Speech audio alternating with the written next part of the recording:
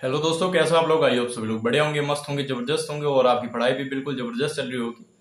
तो आज की इस वीडियो में हम बात करने वाले हैं जो हमारा 45 डेज चैलेंज चल रहा है उसका जो हमारा डे 33 है उसी के बारे में हम इस वीडियो में बात करेंगे और जानेंगे कि कल का हमारा क्या टास्क होगा और कल के दिन हम क्या क्या पढ़ेंगे। उसी के बारे में हम इस वीडियो में जानने वाले हैं। तो आगे बढ़ने से पहले अगर आप अभी तक चैनल को सब्सक्राइब और वीडियो को लाइक नहीं कर रखा है तो कर दीजिए।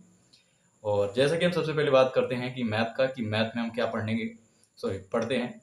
तो मैथ अभी भी हम मेंसुरेशन ही करने वाले हैं आज के दिन का, सॉरी कल के दिन, और हम मेंसुरेशन ही करेंगे। उसके बाद हम नेक्स्ट चैप्टर पे चलेंगे, ठीक है। तो मेंसुरेशन ही करना है आपको मैथ के अंदर। उसके बाद बात करेंगे जो हमारा नायक सीरीज है, आपकी नायक सीरीज खत्म हो गई है, पूरी 30 प्रैक्टिस सेट हो गए हैं। तो अब आपको रिवीजन करना है। 2 दिन मैं रिवीजन के लिए दूंगा, 2 दिन में आपको पूरा रिवीजन कर लेना है, पूरा रिवाइज करना है जितना आपने अभी तक याद करा है, पढ़ा है। 2 दिन और आप आराम से बढ़िया बैठ के रिवीजन करिए उसको। 4-4, 5-5, 6-6 ऐसे ऐसे प्रैक्टिस सेट रिवीजन करिए, 10-10 करिए, ठीक है। हाँ, 10 प्रैक्टिस सेट एक दिन में रिवीजन कर सकते हो आप, रिवीजन ही तो करना है आपको बस। और फिर उसके बाद बात करें कि जो हमारी इकोनॉमी है, इकोनॉमी की बात करें तो इकोनॉमी में पढ़ना है आपको राजकोषीय नीति और मौद्रिक नीति, इन दोनों के बारे में आपको पढ़ना है। यही रहेगा आपके लिए टास्क इकोनॉमी के अंदर। रीजनिंग की बात करें तो रीजनिंग में आप वही अपने जो वीक टॉपिक हैं, वीक चैप्टर्स हैं, उन पे काम करिए, उन पे प्रैक्टिस करिए।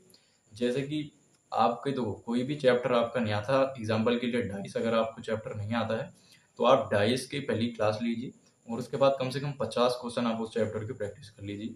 आपका चैप्टर 100% क्लियर हो जाएगा और आपका चैप्टर वो हमेशा के लिए तैयार हो जाएगा। तो आपको रीजनिंग ऐसे करनी है कि जो चैप्टर आपका वीक है ना, उसमें की क्लास ले लीजिए और उसके कम से कम 50 क्वेश्चन आप प्रैक्टिस कर लीजिए। वो चैप्टर आपका कंप्लीट हो जाएगा, उसके क्वेश्चन आपसे गलत होना बंद हो जाएंगे। इसके बाद बात करें कंप्यूटर, तो कंप्यूटर में अभी हम एमएस वर्ड की ही प्रैक्टिस कर रहे हैं, तो एमएस वर्ड की प्रैक्टिस करिएगा आप। अच्छे अच्छे क्वेश्चन आपको जितने मिल सके वो करिए और रिवीजन भी करते जाइए। जो आपको शॉर्टकट की याद नहीं है उनको याद करिएगा। बाकी और इम्पोर्टेंट टूल्स हैं उनके बारे में पढ़िएगा, उनको याद करिएगा। और ये याद करिएगा कि कौन सा टूल किस टाइप में मिलता है, वो भी याद कर लीजिएगा, ठीक है। ये सारी चीज़ें करना है आपको कंप्यूटर के अंदर। फिर इसके बाद बात करते हैं हिस्ट्री। हिस्ट्री में आपको पढ़ना है कांग्रेस और उसके जो अधिवेशन हुए थे, जितने सत्र हुए हैं, सेशंस, उनके बारे में आपको पढ़ना है। यही रहेगा आपका टॉपिक हिस्ट्री के लिए।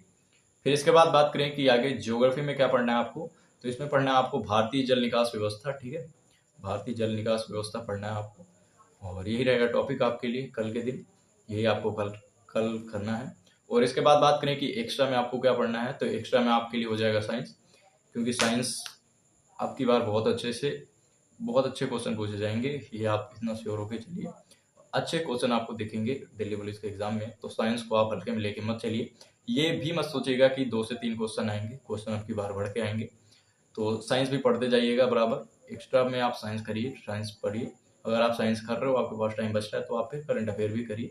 करंट अफेयर आप बूस्टर सीरीज जो चलाई थी वहाँ पे आर डब्ल्यू पे सर ने, उसी को आप कर सकते हो। उस पर आराम से एक एक इम्पोर्टेंट टॉपिक है, उसकी पीडीएफ से आप उसको याद भी कर सकते हो। तो यही करिएगा आप और मन लगा के पढ़िए, पेपर बहुत नज़दीक है, पढ़ाई करते जाइए, तैयारी भी।